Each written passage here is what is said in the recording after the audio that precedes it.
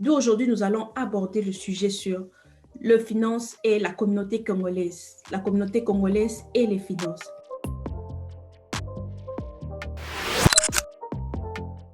Je commence avec Madame Ruth. Madame Ruth, dis-nous un peu, d'après toi, qu'est-ce qui te fait, quelles sont les choses, ces causes qui font que nous, le Congolais, nous soyons toujours au bas de l'échelle? Ok. Madame Sarah, merci beaucoup pour ce jour. Merci beaucoup de nous avoir reçus, de m'avoir reçu aujourd'hui. Premièrement, quand vous m'avez appelé, Ruth, venez partager avec nous, étant financial professional sur ce sujet. Pourquoi la communauté congolaise se retrouve toujours au bas de l'échelle? Je ne savais pas par où commencer. Je cherchais maintenant à réfléchir d'une manière professionnelle et puis j'étais du genre, pourquoi dois-je réfléchir? Je dois partir de l'expérience personnelle et l'expérience de ceux qui sont autour de moi. Alors, je vais vous donner quelques points. Quelques points. J'avais plus de 5 points, mais là, je veux juste vous donner quelques points pour nous faciliter la compréhension. Mes frères et sœurs congolais, je ne sais pas. On se connaît, tous les Congolais. Oh, il y a un Congolais, non, c'est même pas ça. Et puis, excusez-moi déjà, je vais parler en lingala, en chiluba, en français. Ceux qui n'ont si moi, anglais, bolimbi, sangay. Oh non, lingala, n'écoute comme ya otengama. I get that. Pardon. Nazo sangisa kaka juste pour nabimisa o nasanango et me rassurer que boyoki et que à partir de ce jour, aujourd'hui c'est samedi, en tout cas lundi et qu'on changer, semaine, semaine et on va changer. Le premier point, quand on quitte le Congo, on quitte le pays, on arrive ici aux États-Unis, nous Congolais, nous le Congolais, on refuse d'apprendre la langue. Oh non, j'ai pas le temps. École lango kutu eza musika, n'abi place ba école anglaise à la raté. On refuse carrément d'apprendre la langue. Et si on entre dans la maison de Congolais, les choses qu'on trouve à la télé, lingala facile, kin makambo. Et puis on va apprendre la langue en comment? Comment est-ce qu'on va apprendre cette langue-là? On ne sait même pas qu'est-ce qui se passe ici. Comment est-ce que l'économie ici, ça se passe? Qu'est-ce qu'on dit? Qui a parlé? Pourquoi le stock market est coué? On refuse d'apprendre la langue. Plus pire, on arrive au point où on doit nous appeler. Hey Ruth, hey maman Sarah, bengelanga na nubatu wana ya hôpital wana pour maramba lo bana yo kate. Mais ça fait 5 ans que vous êtes aux États-Unis. Ça fait 6 ans qu'on est aux États-Unis. Mais c'est ça le premier problème. Parce que quand on arrive, on ne veut pas apprendre sa langue pour savoir comment communiquer. Comment est-ce qu'ils seront communiqués avec nous, ceux qui savent? Ou bien comment est-ce que ce Mboka Nabango fonctionne? Ça, c'est la première chose qui fait que nous, le Congolais, on se retrouve toujours au bas de l'échelle. On est là, et nous voulons qu'il y ait un niveau d'abisso au lieu que tout ça l'effort au matanam. Deuxième problème, Congolais, quand on arrive, tous job nabiso à liboso. Vous savez, on sait tous qu'au Congo, c'est pas facile. Mais ça les a passés. Mais quand on trouve seulement job à liboso, paycheck à liboso, il y a 2000. Mbalamanko. Qui peleke, c'est comme on le dit. Mbalamanko. Mon rebelle, boy. Directement, on appelle le pays, on commence à. Oh, moni, on a foutu la moi, on a classe, on a tinda, on a université. Moi, je veux faire ça, moi, je veux faire ça. Mais on ne sait pas que, à 2000 et qu'il y en a bills. Et qu'est-ce qui s'est fait après? Je dois chercher un moyen de transport. Oui, c'est bien, il faut chercher un moyen de transport au lieu de dépendre de ses amis. Et puis voilà. Moyen de transport, en gros, que pas dealer, que en tout cas 2021. Mon ami congolais, mes frères et sœurs. Mutuka Sika. Et puis, dealer, nous aussi, le Congolais, c'est comme si, moi, anglais, il dit quoi? Bon, à lobby, eza mutuka ya sika. Moi, nde mutuka eza bozongo ka ya 5 ans. Et puis, tu vas commencer, au lieu de foutre mon au cash, tu te dis que ça en cash, foutre un malem, $500 le mois, comme ça pendant 5 ans. Et puis, voilà. Oh, pas de problème.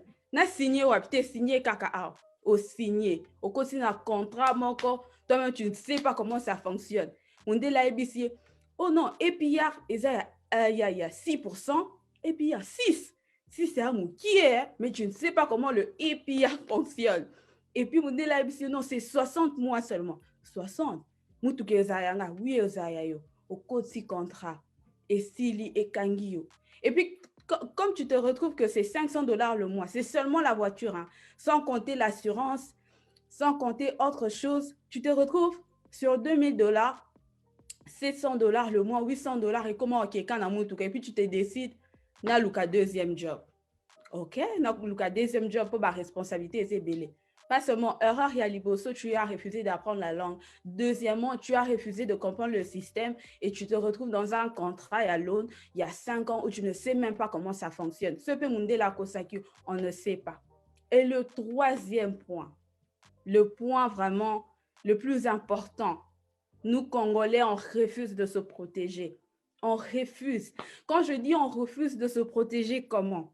On arrive ici, c'est vrai, on fait le job, 2 jobs, 3 jobs, on veut le luxe, on veut une très belle voiture, Toluki appartement, mon quoi bien, mais nous sommes nos enfants qui sont ici, les femmes qui sont ici, le mari qui sont ici, on refuse de se protéger. Source à income et encore. C'est toi qui travailles, c'est toi qui fais tout. Mais ceux qui osent au travail, comment est-ce que ta famille va vivre? Comment est-ce que nous autres payer ou continuer? Comment est-ce que ceux qui sont autour de toi, comment est-ce que tu vas payer le bis? Parce que si tu tombes malade, si tu n'es plus, qu'est-ce qui arrive? On retrouve nos frères et sœurs congolais sur GoFundMe. Sur GoFundMe en train de demander de l'aide. Mais il y a un moyen. Demandez à Mundele Obokuta, demandez-nous qu'est-ce qu'ils ont fait, qu'est-ce qu'ils font pour être protégés. Pourquoi eux, ils ne sont pas plus sur GoFundMe que nous, le Congolais. Il y a un système. Mundele a essayé comment s'est protégé. Il s'est protégé que le jour où il est malade ou bien le jour où il n'est plus, ses enfants auront de quoi vivre pour 10 ans, pour 20 ans, pour 30 ans. Parce que celui, il a protégé sa vie. Mais quand vous dites, oh, mais il s'est protégé, il a utilisé ce système qui est vraiment très important pour sa vie. Mais c'est l'assurance vie. Nous, le Congolais, on n'aime pas l'assurance vie, on n'aime même pas attendre de cela. Mais c'est quoi l'assurance vie? Ça nous aide à être protégés, protéger nos vies pour nos familles. Il y a une personne que je respecte beaucoup qui dit souvent, la personne qui a une assurance vie, c'est la personne qui aime sa famille. Si tu n'aimes pas ta famille, aux une assurance vie. En tout cas, pour aujourd'hui, je me limite là. Merci, maman Sarah. Et là, nous allons passer avec Monsieur Blanchard. Monsieur Blanchard, on veut t'écouter. En tout cas, merci beaucoup, Madame Sarah, pour la parole. C'est pour moi un plaisir d'être sur cette plateforme en train de parler de ces choses. Vous savez, comme on dit finance, pour parler finance, il y a tout un peu violer la liberté, il y a toute la vie privée. En anglais, les gens diront, don't mind our business. We know that, guys, and sorry for that, but today, we're going to mind our business. Parce que quand on parle ici, on ne s'adresse pas seulement à vous, mais ça nous concerne aussi, parce que la communauté congolaise, on ne se soustrait pas. Nous trois qui sommes sur cette plateforme, nous sommes bien des Congolais, et ce que nous allons parler, ça sera aussi pour nous, parce que nous faisons partie de ces systèmes-là. Nous partageons la culture, nous partageons voilà, toutes les réalités que nous sommes en train de voir ici. Alors, ayez vraiment l'indulgence et pour que nous puissions bien échanger. Je crois que ça sera pour le bonheur de tout le monde. Alors, d'emblée, je vais moi aussi énumérer. En tout cas, d'abord, je n'aimerais pas me répéter parce que Madame Maurice a tellement dit de très belles choses et tu vois, c'est un peu difficile de prendre la parole après elle. J'aurais bien voulu commencer parce qu'elle a presque tout dit là. Elle a presque tout dit, mais bon, on va essayer de se compléter pour que nous puissions contribuer à ce que nous sommes en train de faire ici. Alors, moi, j'avais énuméré aussi quelques points. Je vais commencer d'abord par les points qui concernent la culture. Notre culture congolaise. Vous savez, nous venons ici déjà adultes, mais nous sommes nés et grandis et nous avons grandi au pays là-bas et nous avons toute une culture de chez nous. Alors, la façon dont on nous a initiés au pays, on nous a préparés à être plus des demandeurs d'emploi, à lieu place d'être des créateurs d'emploi. Vous voyez? Alors, on a ces mindsets-là, cet esprit-là, et même quand on change de pays, même si on trouve les réalités qui sont différentes des nôtres, mais on veut toujours s'accrocher à ce que nous savons déjà. C'est-à-dire, nous ne voulons pas faire ce qu'on appelle la mutation. Nous avons changé, en fait, rester dans notre confort de ce qu'on nous a appris au pays, veste, cravate, CV.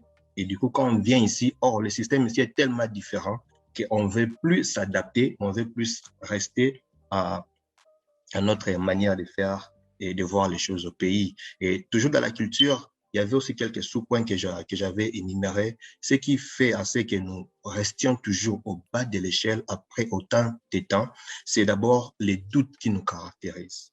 Je ne refuse pas que les gens doutent. Surtout quand on est intellectuel, c'est vrai, on peut faire ce qu'on appelle un doute scientifique. Non? Mais vous devrez douter sur les bases des éléments de faits. Qu'est-ce que nous voyons?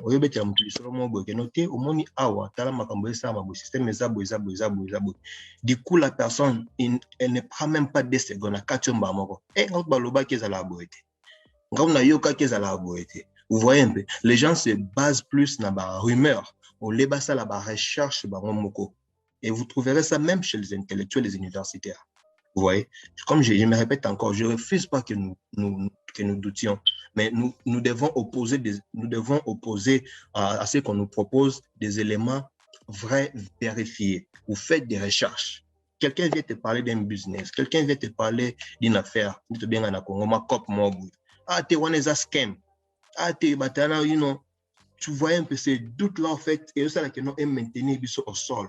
On ne sait plus aller loin parce que doute est comme une pesanteur et cannabis. En fait, moi, j'appelle ça même un démon pour les antébiso. Les doutes, c'est ces géants qui fait en sorte que whatever comes our way, on met d'abord les doutes en avant-plan. On met toujours les doutes. Et aussi, au-delà des doutes, on a la peur. On a peur de se faire anarquer. C'est vrai, si je n'en vois pas les gens faire n'importe quoi. Mais nous devons vaincre notre peur, cet esprit-là. Ça ne nous aide pas, en fait. Parce qu'à la peur, qu'est-ce qu'on propose comme alternative? Ouais, tu as peur de ça, tu doutes de ça. Maintenant, c'est quoi l'alternative? Ouais, un peu. Et on veut juste rester là. On veut pas voir loin, en fait. On veut pas sortir de notre zone de confort. On reste là dans notre peur, dans notre doute et aussi le sceptisme. Les gens sont sceptiques à tout et surtout. Même des choses qui sont tellement claires. Mais bah, tu vas toujours dans le sceptisme. Voilà, des fois, moi, je me dis, attends, est-ce que ça envoûtement, en fait, ce sceptisme? Parce qu'à un certain moment, c'est sous-normal, vous voyez? Parce que quand on dit que les gens nous sommes au bas de l'échelle, c'est-à-dire, il y a d'autres gens au bas de niveau, il y a l'écolo qui est bissot. Parce que l'échelle, les a gradé à niveau. Si nous sommes au bas, c'est-à-dire, il y a de ceux qui sont au bas d'un niveau un peu plus haut que nous. Maman Reit avant parler un peu, il y a comparer bissot à Mindele. Mais moi, je vais encore choquer les Aka Mindeleté. Mais si on voit d'autres communautés africaines, d'autres diasporas, diaspora éthiopienne, diaspora nigériane, diaspora camerounaise, pour ne citer que celle-là. Vous voyez un peu, c'est un niveau un peu plus élevé que nous. Alors pourquoi? Pourquoi pas nous les Congolais? Parce que des gens n'habituent à mindele traiter en Afrique comme tous les pays, tous les pays là, la plupart des gens ici pensent que nous venons d'un seul pays. Alors, si nous venons d'un seul pays, c'est-à-dire nous subissons tous les mêmes traitements, et avec les Ivoiriens, les Nigériens, les Togolais, les Éthiopiens, tous, nous avons, s'il y a la discrimination, nous la subissons tous. S'il y a les racismes aussi, nous les subissons tous. Mais pourquoi Bissoba Congolais? Parce qu'on parle des Congolais. Pourquoi devons-nous rester au bas de l'échelle? Si vous allez comparer avec d'autres diasporas, en tout cas, sans peur de me faire contredire, nous sommes presque la dernière. Nous sommes la dernière de toutes les diasporas africaines ici. Et les éléments qui font à ce que nous soyons au niveau, nous occupons les niveaux que nous occupons là, c'est ce que j'énumérais là. Notre culture ne nous permet pas de nous émanciper. Notre doute, au fait, ça devient ces géants qui nous hantent. Notre peur d'embrasser les choses, notre sceptisme de prendre les risques. Parce que la vie est aussi composée de risques. Parfois, il faut savoir faire les sauts vers l'inconnu. Vous voyez, parce que tout ne te sera pas servi sur un plateau. Vous voyez? Alors, du coup, il faut savoir aussi prendre des risques. Et nous, ce qui fait à ce que nous restons toujours là où nous sommes, c'est parce qu'on a peur d'affronter des challenges. On a peur à chaque fois que les défis viennent, parce que rien ne sera facile. Ce pays, on l'appelle bien a land of opportunities. C'est un pays des opportunités. Mais les opportunités, tu ne trouves pas ça sur un plateau.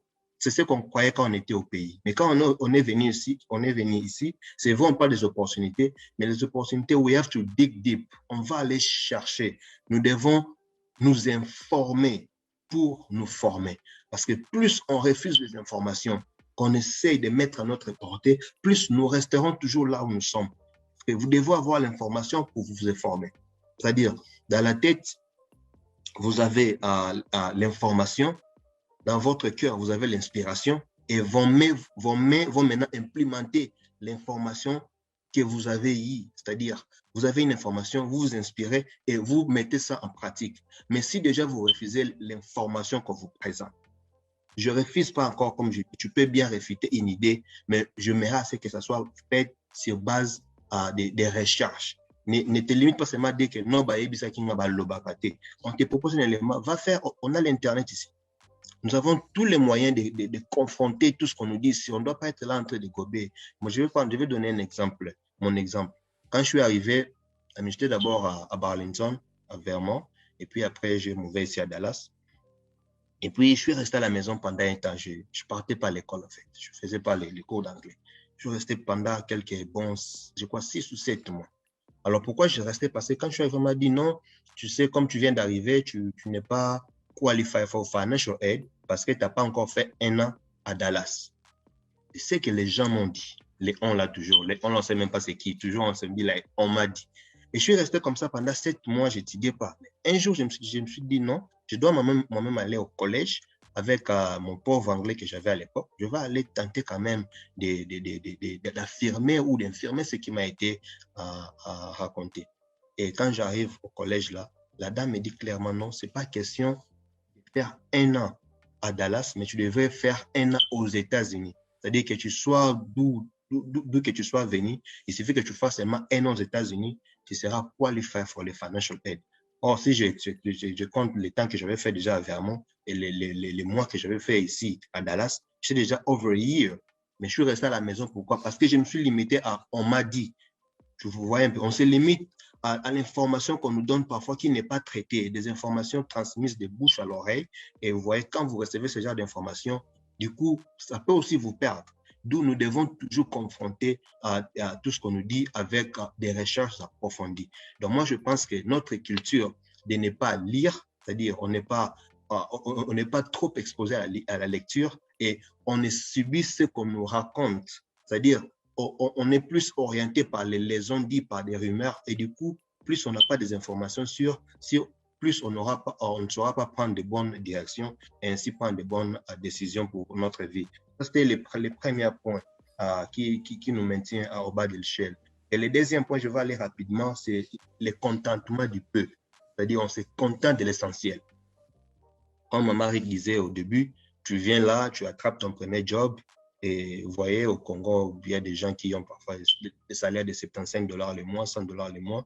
Et tu arrives ici, on te bombarde avec un chèque de 300, 400, $500. Bah, du coup, tu penses que tu es arrivé, quoi. Tu as atteint le point culminant. Or, il y a mieux que ça. C'est-à-dire, il y a mieux que ça. On ne veut plus viser l'excellence, en fait.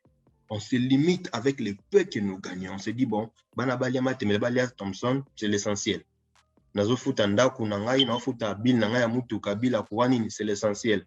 Mais on ne peut pas vivre que c'est l'essentiel. Oui, l'essentiel est là, mais ça doit être un moment transitoire. C'est-à-dire, ça doit être une transition pour nous, le temps de faire mieux que ce qu'on est en train de faire déjà.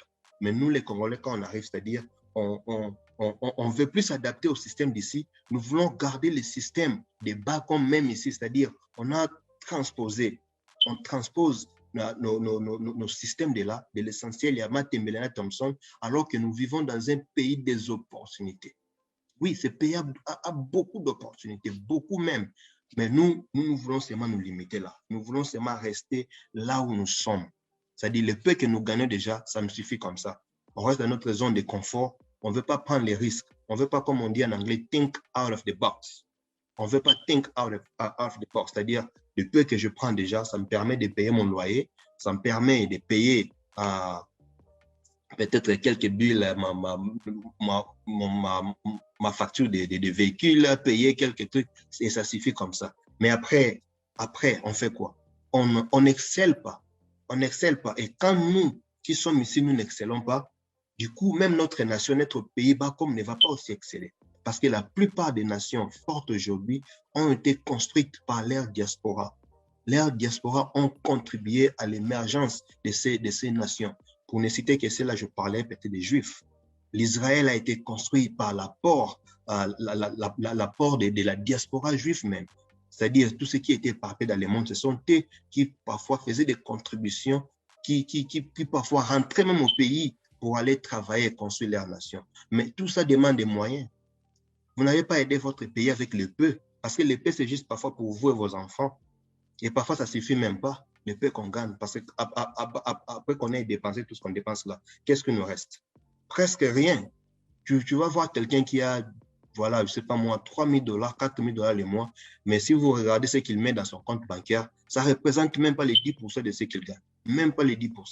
Mais avec ça, comment voulez-vous qu'on ne soit pas au bas de l'échelle? Comment voulez-vous qu'on ne soit pas à la queue, en fait? Vous voyez? Parce que les pays ici ont un système, et même les autochtones n'ont pas accès à toutes ces informations.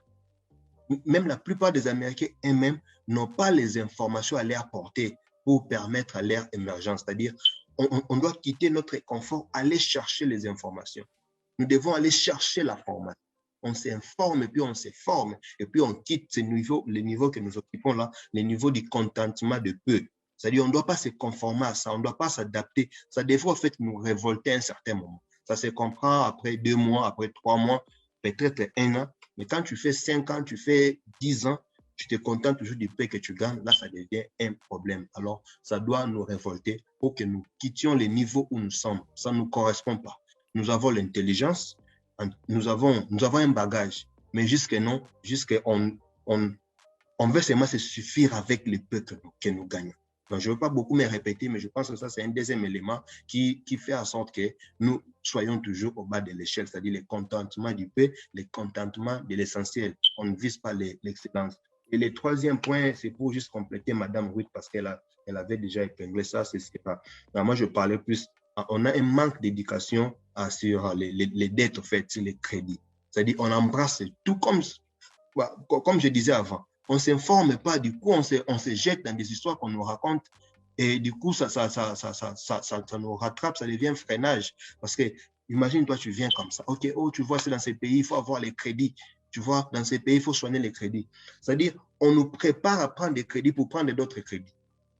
Je ne sais pas si vous comprenez ce que je suis en train de dire. C'est-à-dire, Zwanyo Oyo peut permettre aux Zwanyo Mutuka. Après, on a Mutuka, c'est-à-dire, on travaille de crédit à crédit.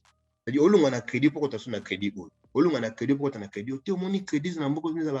Il faut foutre un bien jouer crédit card pour permettre aux Mutuka.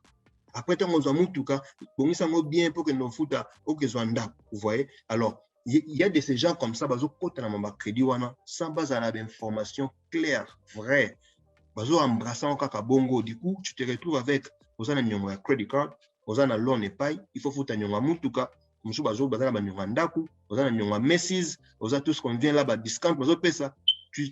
vas trouver quelqu'un qui se retrouve avec 10 cartes de crédit. $2 000, 3 000, 10 000, mais comment voulez-vous qu'avec niveau à bongo, tu vas exceller? Vous n'allez pas exceller parce que d'abord, vous gagnez le peu. Et avec le peu, vous avez tellement de responsabilités, tellement de charges que les autres permettent de beaucoup pour se lancer dans ma camarade, c'est-à-dire se distinguer en fait. Madame Ruth, je voulais un peu que tu puisses un peu épingler quelques points. Vous avez parlé du problème de la langue et vous avez dit que très souvent, si vous entrez dans les maisons de Congolais ou même les Africains en général, on se réfère toujours à écouter, à regarder nos chaînes du pays, on a cette nostalgie, on veut savoir qu'est-ce qui se passe.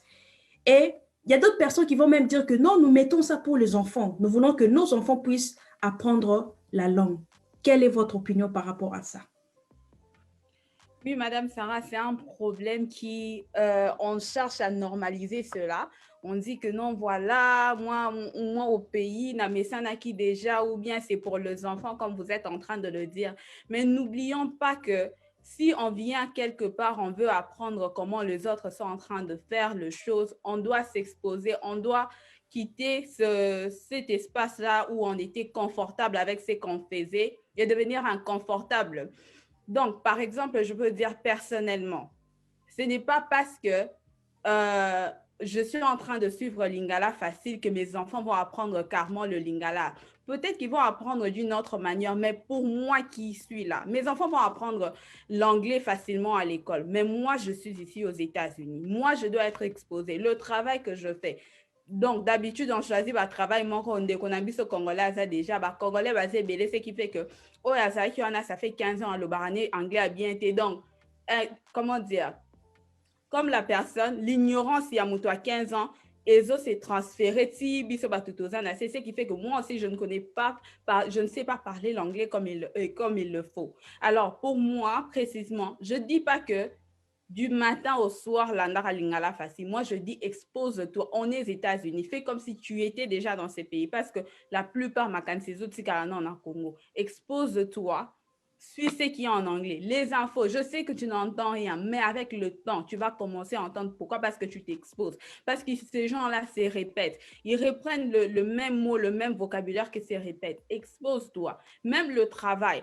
Non, moi, Moussala, Oya, warehouse, Karande, Oya, bien, mais il y a beaucoup comme travail que tu ne dois même pas avoir de certification. Expose-toi avec les gens qui parlent l'anglais, cela te permettra. Les enfants vont apprendre les lingala. Pourquoi? Parce que Yoruba, ça n'a lingala. Avec papa à la maison, on parle Olobanoka lingala. Avec Ndekona, on a téléphone, Olobanoka lingala. Donc, les enfants vont apprendre le lingala petit à petit, mais ils ne vont même pas parler comme nous. Parce que si je peux donner mon exemple, moi, je suis née à Kinshasa, je n'ai jamais été à Mbujimaï, mais je parle Chiluba. Pourquoi? Parce que papa et maman parlaient Chiluba. Est-ce que Bacha Maramba, Chiluba na télé? Non, plus on suivait ce qui était en français et tout. Mais je parle Chiluba. Les enfants, ça dépend d'un enfant à un autre. Ils vont capter cela, mais ne cherchons pas cela. Tout comme ça, on raison pour dire que Lingala facile les ans à télé pour Nazar pour Sabana. Non, que cela ne soit pas cette raison-là. Parce que qu'est-ce qui arrive? Il y a 5 ans qu'on est là, 6 ans qu'on est là. On nous parle en anglais, on n'entend même pas. Oh, on nous bat, donc, si je peux ajouter, c'est ça, Madame Sarah. Et c'est très important de s'exposer. Vous savez, plus on reste entre nous, c'est comme si on crée un petit monde et on ne sait pas ce qui se passe à l'extérieur. On ne sait pas comment le monde évolue et on reste limité. On se dit que la vie se limite ici. Or, si même vous faites l'effort, d'autres personnes, si vous le dites, va chercher le travail au restaurant. Non. Or, au restaurant, personne ne va se moquer de toi. Mais c'est un bon moyen où tu vas t'exposer. Et les gens qui seront autour de toi vont t'aider, Et c'est vraiment très important que nous puissions être vraiment, comment on peut dire, aware, attentionnés à toutes ces choses, surtout des personnes qui viennent nouvellement. Ce n'est pas toujours bien, ce n'est pas toujours bien de s'enfermer entre nous, exposer, comme Madame Ruth a dit, il faut toujours s'exposer. C'est vrai, on a des familles, on a besoin d'aide au début, tout le monde, mais faites un effort de s'exposer. C'est vrai, parfois aussi, on a la peur parce que tu t'imagines, tu vas à un endroit où on dit des choses que tu ne comprends pas. Ça fait parfois pas bien. Tu te trouves un peu, ça t'embrouille un peu. Tu ne comprends rien, mais c'est le bon moment, c'est le bon moyen, en tout cas, pour apprendre. Monsieur Blanchard, je veux que vous puissiez un peu parler un tout petit peu sur ce problème de dette que nous avons quand nous arrivons. Et Madame Ruth va compléter parce qu'elle, en tout cas, elle est experte en cette matière. Ouais, encore une fois, merci. Je vais d'abord rebondir sur ce que Madame Ruth parlait de la langue et puis je vais prendre les points. Vous allez me rappeler les points. Alors, elle parlait tantôt de la langue. Ouais, Amine, tu viens en Amérique, tu n'as pas d'autre choix. Ça, c'est le premier élément. Tu n'as pas autre choix que de parler l'anglais. Tu ne vis pas en France. Tu ne vis pas au Congo, tu vis aux États-Unis. Et la langue officielle ici, c'est l'anglais. Or, la langue, c'est la clé au fait de l'intégration. Si tu n'as pas de langue, tu ne t'intègres pas. Et du coup, beaucoup de portes seront fermées. Parce que comment tu vas aller prendre ces informations si il n'y a pas une bonne communication entre toi et ton interlocuteur? C'est-à-dire, on n'a pas d'autre choix que d'apprendre l'anglais. Ça, c'est ce que nous devons mettre en tête. Et ce qui pose problème, c'est quoi? C'est que les anciens, ceux qui sont restés ici pendant beaucoup d'années, ont tellement vécu dans ces choses, c'est-à-dire ils n'ont pas bien appris la langue. Et lorsque les nouveaux venus arrivent, c'est-à-dire eux aussi s'adaptent parce qu'ils ne suivent que ce qu'ils voient comme modèle. C'est-à-dire, les vieux qui m'ont accueilli chez lui, ils parlent toutes les lingala, mais du coup, même celui qui vient aussi n'aura pas cette motivation pour apprendre la langue, en fait. Et on fait comme ça une chaîne de côté on reste là, vous voyez un peu. Alors, je vais vraiment insister pour dire qu'on n'a pas d'autre choix. On n'a pas d'autre choix que d'apprendre la langue. Mais je vais encore me contredire, parler de la langue. La langue aussi ne devrait pas seulement rester un obstacle aussi pour pas une certaine intégration, mais pour l'émergence. Je vais par exemple parler des Spanish, des Mexicains. Il y a beaucoup de Mexicains ici qui font des grands business, mais ils se limitent seulement à no English. Mais ils roulent de belles voitures, ils font des business. C'est-à-dire, nous devons apprendre la langue, mais à un moment donné, ça ne devrait pas seulement constituer un blocage pour qu'on ne puisse pas s'épanouir. Non, ça, ce n'est pas vraiment une bonne excuse. Je ne pense pas. Parce que tu peux, bon, je crois qu'on parlera de ça à la fin, je ne veux pas vraiment dévoiler, mais je crois à la fin, je crois qu'on va toucher sur ces points, mais tu peux faire le business au sein de ta communauté. Et un business qui te sourit aussi, qui avance. Mais dans ta communauté, tu n'as pas besoin de... Par exemple, si tu vends une bouteille d'eau comme ça, tu n'as pas besoin d'expliquer ça en anglais. Tu peux parler de ça dans ta langue maternelle, que ce soit le lingala ou le français. Vous voyez un peu? C'est-à-dire, on peut bien se faire des moyens, on peut bien se faire de l'argent, même sans langue. En tout cas, je veux que je sois vraiment clair, que je ne sois pas mal compris. Nous devons apprendre la langue, mais on doit outrepasser ça comme excuse, que voilà, je ne connais pas la langue, that's why j'ai ce niveau financier, that's why je suis là où je suis. Non. À un certain moment, on peut même bien faire les choses au sein seulement de la communauté et aussi émerger. Alors, vous avez parlé des dettes, Madame Sarah. Ouais, ces dettes, en fait, ça, c'est aussi un grand élément qui freine, en fait, nos finances. Même dans la Bible, je crois, je ne sais pas les versets en tête, mais même la Bible, à un moment donné, on défend aussi le fait de se faire trop de dettes. Parce que tu vas te faire des dettes, mais tu ne sais pas de quoi demain sera fait. Qu'est-ce qui te garantit que demain, tu auras les moyens que tu as aujourd'hui pour payer ces dettes? Qu'est-ce qui te garantit que tu auras les jobs que tu as pour payer les dettes que tu es en train de prendre là? Ouais, un peu. Alors, les gens, quand il a des chèques comme ça, ils se disent, OK, je me suffis, je vais prendre un bon véhicule, je peux prendre, je ne sais pas moi, une maison, je ne sais pas moi, je vais aller commencer à prendre les crédits peut-être pour acheter les habits et tout. Non, on ne refuse pas tout ça, mais ça doit faire d'une manière intelligente. You have to think first before doing whatsoever. Tu dois make sure que tu auras les moyens nécessaires pour se payer les dettes. Et aussi parler des dettes. Mais pourquoi seulement il faut rester les dettes? Pourquoi pas un jour penser, OK, je vais travailler dur et travailler smart, comme ça, I'm gonna buy my own car. Pourquoi on ne veut pas viser ça? Pourquoi il faut forcément aller prendre les crédits de vie? Oh non, le système a été conçu comme ça, il faut toujours prendre les crédits. Mais c'est faux. Moi, je dirais c'est faux. Le système a été conçu comme ça, mais juste pour maintenir un certain nombre de gens à un certain niveau et pour que les autres là excellent. Vous savez combien d'intérêts les gens se font quand ils nous donnent des dettes? Par là des banques, par là de tous ces microcrédits qui donnent des crédits, même les dealers. Tu vas à Londres, tu dis que okay, tu vas payer seulement $200 le mois et puis tu vas payer ça pendant 18 mois. Et on ne fait pas les calculs. Prends les $200 là, multiplie par 18 mois. Parfois, un véhicule qui devrait s'acheter à $10 000, toi, tu vas le payer à $20 000 parce que tu as pris une dette. Ces gens ici ne sont pas les saints, ne sont pas les anges pour qui te disent OK, viens, on va te donner un véhicule, même ça, down payment. Viens, d'ailleurs, ce n'est pas grand chose. Tu vas payer ça pendant 36 mois, machin. Mais ils savent ce qu'ils font.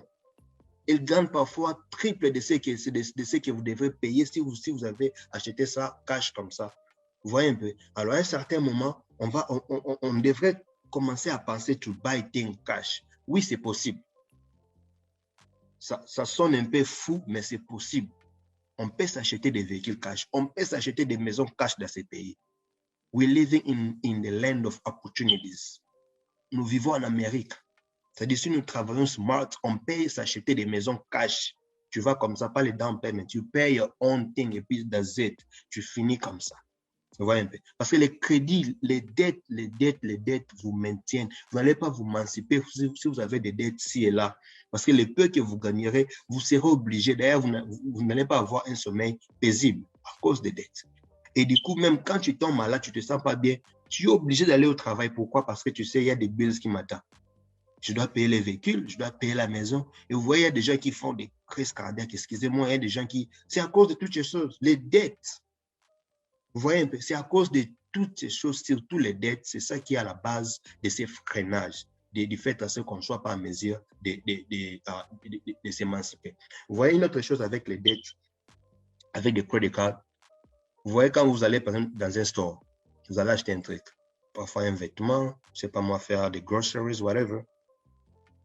On te dit que okay, tu vas payer $50. Tu sors ton credit card, tu donnes ton credit card, on te donne et les produits que tu as achetés, on te remet encore les credit cards. Et du coup, tu n'as pas acheté. Parce que l'achat, c'est en fait, c'est cet échange-là. Ce qu'on appelle les trocs. C'est-à-dire, je te donne ça, toi, tu me donnes ça. Je te donne l'argent, toi, tu me donnes les biens, les services. Mais nous, quand on va acheter, on nous donne et les services et les credit cards. Et du coup, on ne sent pas ça. On ne sent pas c'est poids, en fait, d'avoir dépensé quelque chose. That's why les gens, quand ils vont swapper, we don't feel it. Parce qu'il n'y a pas cette peine-là en toi, like, wow, j'avais $20, je l'ai sorti. Tu ne sens pas ça. Mais comme c'est un credit card, tu swaps seulement, tu passes, toi, tu prends les produits, on te rend les services. Dans ton cœur, il n'y a pas ces poids. Et du coup, du fait que tu ne sens pas ça, demain, tu vas encore faire la même opération. C'est ça l'humain. Mais si tu sortais tes $20 dans ton wallet, tu payes comme ça, on te rend service, you're gonna feel that emptiness. Like, j'avais quelque chose, il n'y en a pas. Et demain, you're gonna think twice avant que tu fasses quoi que ce soit, parce que chaque fois que tu chercheras un service, toi, tu perdras quelque chose. Mais le fait qu'on te rende service, le fait qu'on te donne les produits et que toi, tu ne perds rien, tu ne sens rien dans ton esprit, ça deviendra un cycle normal pour toi. Et vous verrez des gens qui accumulent des crédits comme ça, comme on a $5,000, sans même se rendre compte qu'il y a $5,000.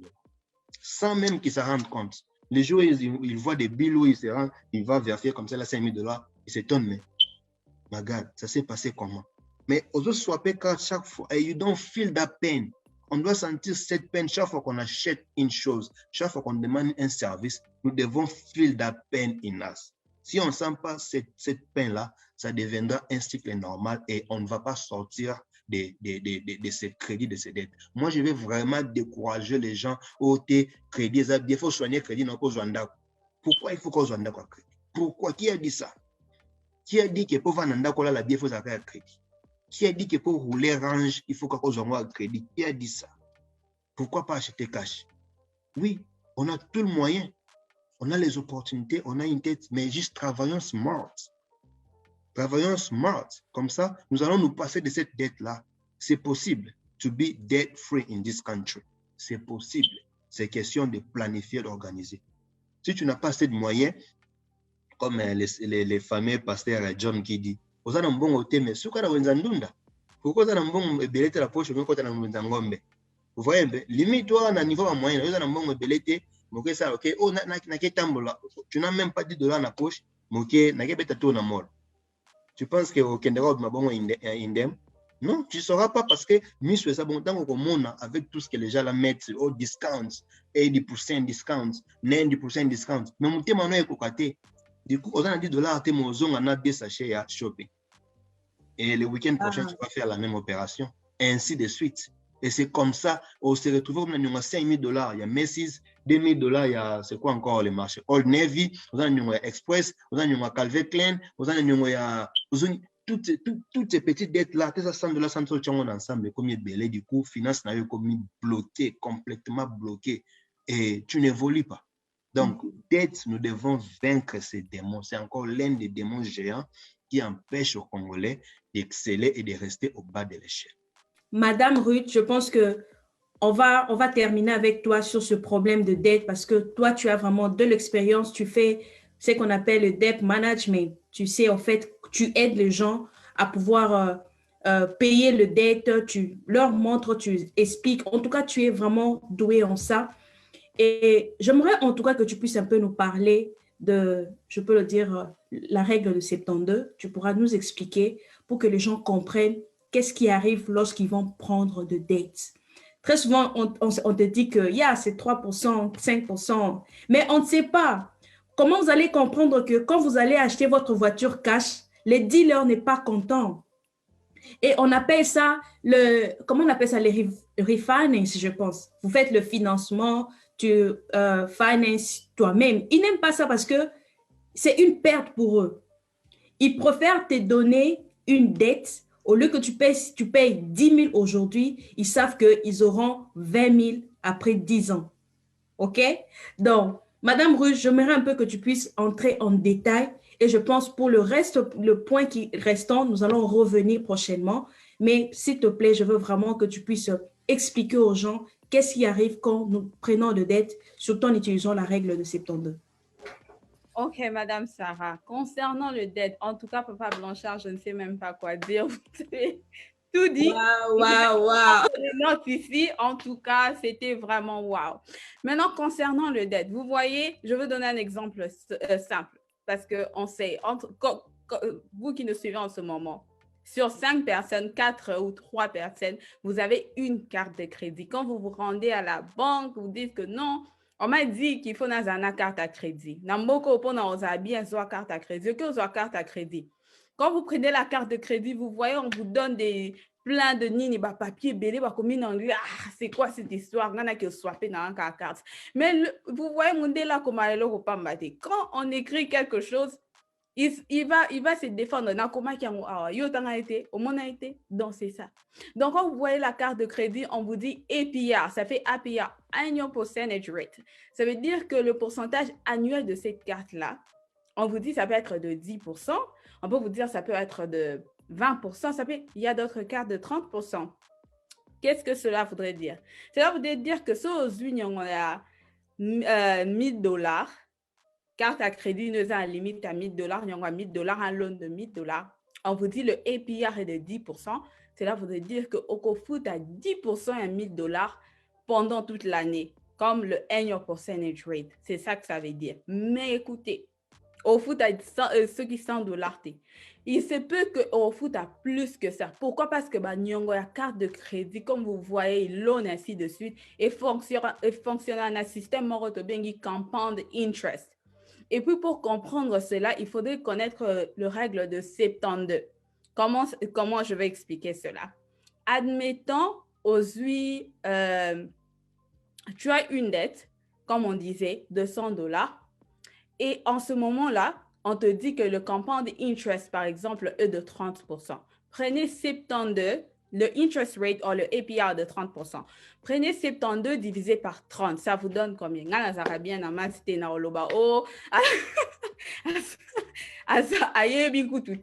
Bon, quand vous prenez 72 divisé par 30, je suis sûre que cela ne vous donnera pas 4.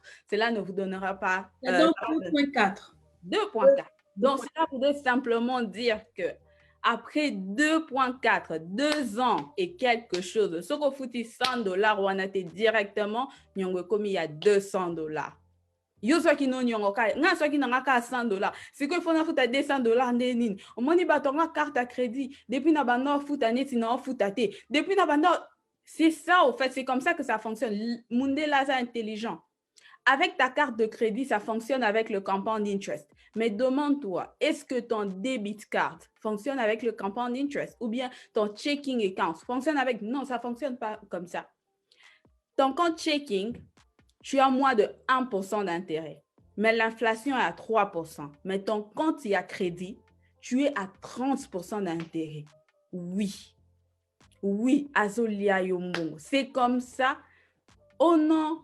Biso ba Congolais toza bando. Bendo ki ne mundele o kenda tikele mbongo na banque wana. Nde okabela ke mo nde ndoki ya bien. C'est comme ça on parle, on s'est répété ici pour dire que les dettes ici, en tout cas, c'est pas bien. Comprenez au moins comment ça fonctionne. At least, si je comprends comment ça fonctionne, je sais comment je vais éviter qu'au fout à intérêt wana. Ok, on ne peut pas vous laisser partir sans vous donner quand même quelque chose à pratiquer. Admettons qu'aujourd'hui, $500 na carte n'a eu à limite à crédit. N'utilise jamais plus de 30% de ta limite. informations. Pour plus d'informations, revenez on va vous éduquer comment est-ce que vous pouvez éliminer ces loans ainsi de suite. Si vous ne voulez pas payer le annual percentage rate ou bien les intérêts dans une carte de crédit, ce qu'aujourd'hui, $500 les loans à carte à crédit dans qui ça un mois te fouta en nyonso ce que foutite ezoliayo la carte de crédit aux ala qui n'a aucun à 6 000 ou 3 000. Moi je veux pas aller loin. Moi dans l'ignorance j'avais une carte de crédit à limite à 6 500, mais je me suis retrouvée en train de payer depuis mais carte à crédit depuis nabanda fouta. Oui, j'étais cette personne là, raison pour laquelle je vous parle, j'étais celle-là et finalement debt free. Debt free, pourquoi? Parce que j'ai la connaissance, je sais comment ça fonctionne, je sais, même quand je vais à Macy's, oh you know, tu peux avoir cette carte de crédit, tu peux avoir cette carte, Natunio, APR, il y a combien? Oh, APR, pourquoi? Parce que réception, as an allocation, non? Baby, c'est quand you pay ça pour ta carte de crédit. APR, no, you don't have APR on it. APR est ça, maman. APR, on a combien expliqué? Parce qu'on a passé à APR, donc c'est un peu ça. En tout cas, merci beaucoup, Madame Sarah. Un des problèmes aussi qui nous maintient la communauté au bas de l'échelle, c'est que on n'arrive pas à comprendre le système et surtout, on n'est pas protégé.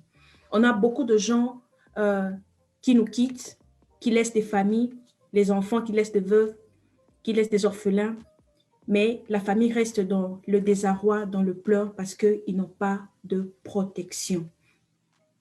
Et je ne sais pas, quand tu parlais de protection là, peux-tu nous expliquer au fait quel genre de protection tu nous disais? Ok. Madame Sarah, c'est vraiment, comme on dit, ça fait mal de voir que la plupart d'entre nous, quand on nous parle d'un système ou d'un moyen pour nous protéger ou protéger notre famille ou ceux qu'on aime autour de nous, et puis on se dit, ah, c'est compliqué. Oui, je sais, avec un Congolais, ce qui est bien l'autre, c'est que ça n'existe pas. Ou bien ce qui est bien l'autre, c'est que c'est seulement compliqué. Ah, c'est quoi? En fait, ici, ils ont un système qui permet que s'il tombe malade, qu'il est incapable de travailler pendant 3 mois, 6 mois, 1 année, 2 ans, mais sa famille, mbongo bazanango toujours. Comment ils font? Nous, on travaille 2 jobs et bango bazala toujours à l'aise. Ils ont ces systèmes-là qui permettent que, sa famille a une somme très importante qui leur permettra d'acheter une nouvelle voiture, une nouvelle maison. Ils vont tous se faire comme si cette personne en Banda Opé Sambongo était toujours là. Alors, le système qu'on parle ici, c'est le système qu'on appelle l'assurance vie. Oh non, l'assurance vie, il faut c'est la Kanakoufa. Non. On parle de l'assurance vie, l'assurance liwate. L'assurance vie, c'est cette protection qui te permet, tu es en train de transférer le risque à la société d'assurance qui permettra que ceux qui osent aller malades, tu as un problème de maladie critique, tu ne sais plus travailler, on va te donner une somme très importante. Mais c'est désolant de voir que la personne à qui tu es en train de parler ou bien que tu es en train d'appeler au téléphone pour donner ces informations à ce yambao sous téléphone, tendekono congolais, et il y a commencé à se makamoni niwana. Mais quelques temps plus tard, atteindre le lien, GoFundMe. Mais c'est de ça que je voulais te parler. Mais cette personne qui a perdu cette personne autour de toi, peut-être elle attendait que toi, Europé, ça y est, information, oh, que non, protégeons-nous. Tommy Bate là. Non, oh, assurance vient des cher. Tu peux avoir l'assurance à $15, tu as à $10. Mais combien de fois tu as $10 chaque jour en ligne? Sur Fashion Nova, on va acheter au moins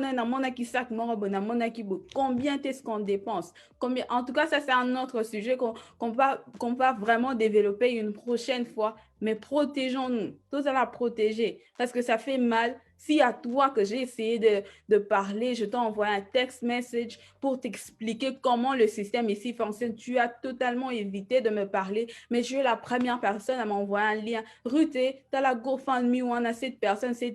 Mais de même que ça, la propagande ou bien tu es en train de share le GoFundMe, de même aussi tu pouvais share l'information. Comment est-ce que le système ici fonctionne pour nous protéger ainsi que protéger nos familles. Donc, c'est un peu ça. En tout cas, merci beaucoup, Madame Ruth, protégeons-nous. Monsieur Blanchard, je ne sais pas si vous avez quelque chose à dire par rapport à l'assurance. Qu'est-ce que vous pouvez dire à la communauté? Parce que je sais que toi, en tout cas, tu ne manques pas dans le deuil. L'autre fois, tu me disais que maman Sarah, on doit aller participer à un deuil, un jeune papa qui est parti. Et ça fait toujours mal de sentir que une jeune maman comme toi, aux États-Unis, qui reste avec les enfants, son mari, et parfois on se demande quelle sera la vie. On ne pense même pas, on ne réfléchit pas. Qu'est-ce qui arrive après la mort d'un être cher? Vous savez, ici en Amérique, on est habitué à vivre, on doit être à deux. Si je dois aller au travail, je dois avoir l'horaire où mon mari va rester avec les enfants. Mais maintenant que mon mari n'est pas là, donc je dois vraiment, je prends maintenant, je dois faire le double, je dois travailler doublement. Et où seront les enfants? Où tu vas aller déposer les enfants? Tu dois avoir assez de moyens pour déposer tous ces enfants quelque part où tu sais que les enfants seront safe.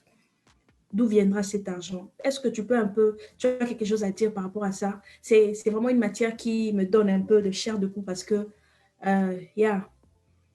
Ouais, c'est comme Madame Ruth disait, ça devait vraiment être un sujet d'une autre session parce que c'est tellement vaste. Il y a beaucoup à dire là-dessus sur l'assurance vie, mais nous allons juste épingler, juste parler un tout petit peu sur ça.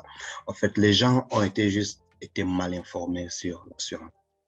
Moi, je reviens toujours à la culture. Pays, on n'a même pas pensé à ça, à une assurance vie. Et parfois, la SONAS, là, on la connaît juste des noms. On ne connaît même pas c'est quoi, en fait, les fonds de cette SONAS. Et du coup, quand on arrive ici, on a cette mentalité-là et on ne fait qu'éviter cette réalité pourtant qui est devant nous. C'est une réalité. Nous la vivons chaque jour, ces histoires de GoFundMe, comment les gens souffrent. En fait, la mort, quand quelqu'un part comme ça, c'est pas lui qui souffre. La mort, ça frappe pas la personne qui est déjà morte. La mort frappe les vivants. C'est les vivants qui souffrent de la mort. La personne décédée, c'est fini, il n'est même pas là, il n'est pas conscient. On ne sait même pas où il est. C'est nous qui sommes restés, qui souffrons de la mort de nos chers, de nos êtres chers. Et du coup, nous devons penser à ça.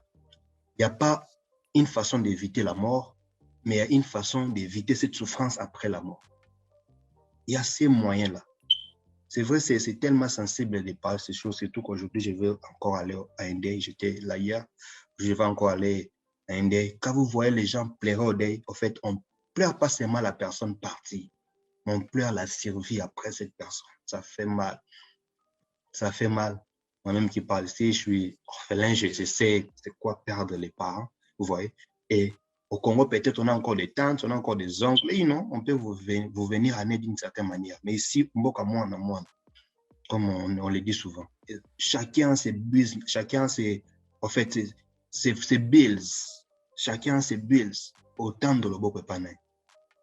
Autant de l'oboko et panay. Quelqu'un peut compatir, mais quand il regarde, il doit aussi payer ça, mais à la fin, il dit I'm sorry. Et ça se limite là à I'm sorry. Et tu ne peux pas l'en vouloir non plus parce que c'est une réalité que nous vivons tous. D'où devons penser à ça. Penser parce que quand nous serons partis, moi je partirai un jour. Tous ici, ces plateaux, nous partirons. Mais nous devons penser aux gens restés behind us. Nos loved ones, comme on dit, les loved ones. Si vraiment nous les aimons, il est temps de les sécuriser. Pas nous, parce que nous allons partir. L'assurance vie, ce n'est pas pour moi. Quand je parle d'une assurance vie, c'est pour les gens restés après moi. Parce que je n'aimerais pas que les gens m'ont vu rouler carrosse, les gens m'ont vu avec de beaux vêtements et que voilà, mon corps traîne là pendant 1 mois, 2 mois, parce qu'il manquait ne fût-ce que $10,000 pour m'enterrer. Ça fait mal. Ça fait vraiment mal de parler de ces choses. Alors, je vais appeler, comme je disais, c'est un sujet vaste. Ce n'est pas aujourd'hui qu'on va tout déballer sur ça. Mais j'en appelle, en tout cas, à la conscience des uns et aux autres de prendre cette histoire d'assurance au sérieux. On croit que c'est des scams, mais quand on se retrouve devant une réalité où on perd notre cher, c'est en ce moment où on se rend compte que même une fleur, même une petite fleur, on te dit que ça coûte $500. C'est vraiment des gens qu'on dépose là, mais tu te rends compte que c'est $500, tu vois que sortir $500 n'est pas une mince affaire. Les casquettes, tous les funerals, everything, vous voyez, c'est pas une mince affaire. Nous devons penser pendant qu'on est encore en vie et surtout pendant qu'on est encore en bonne santé. Parce que les gens pensent que c'est quelque chose d'acquis. Non. Une fois que tu n'es pas en bonne santé, on te rejette. Moi, j'ai vu des gens pleurer parce que des gars deny. des gars declined, ça passait pas à cause des problèmes de santé, ils pleuraient. Pendant qu'ils étaient encore en bonne santé, pendant qu'ils étaient encore jeunes, c'est le bon moment de penser à l'assurance vie. Parce qu'au-delà de tout, nous partirons.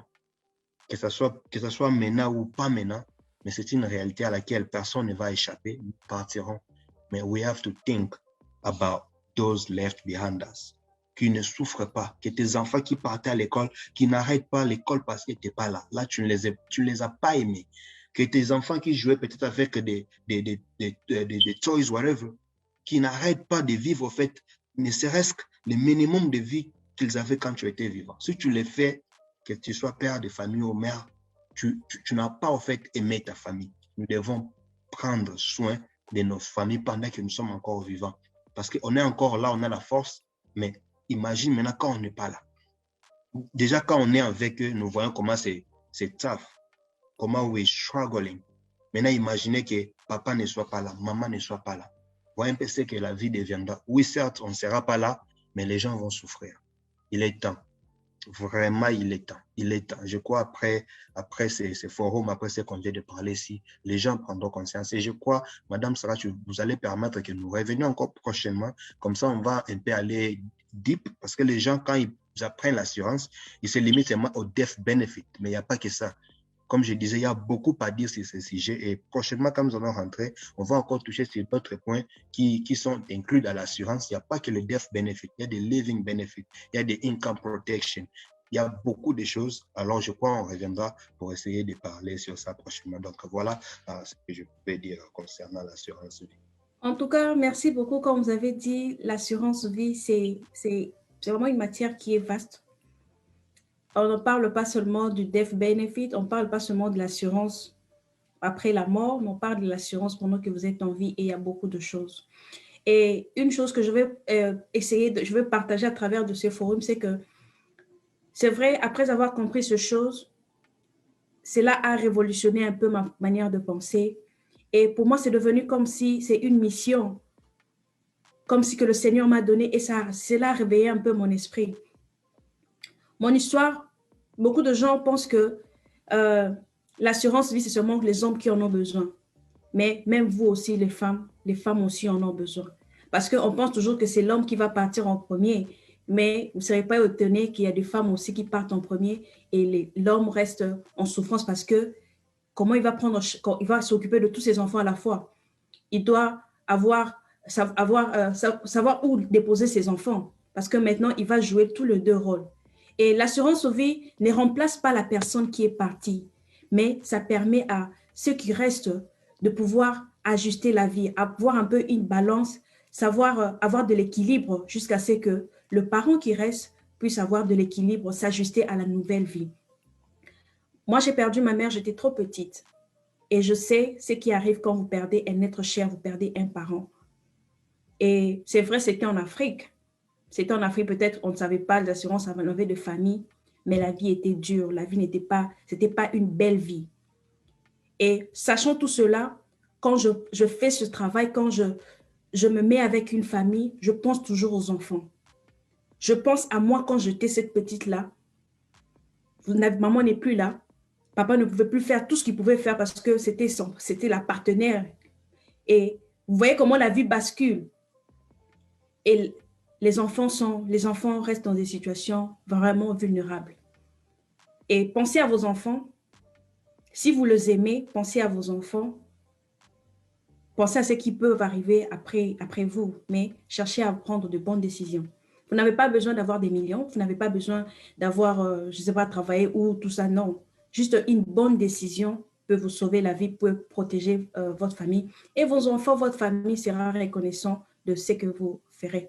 Ça sera vraiment quelque chose de petit, mais vos enfants seront fiers de vous.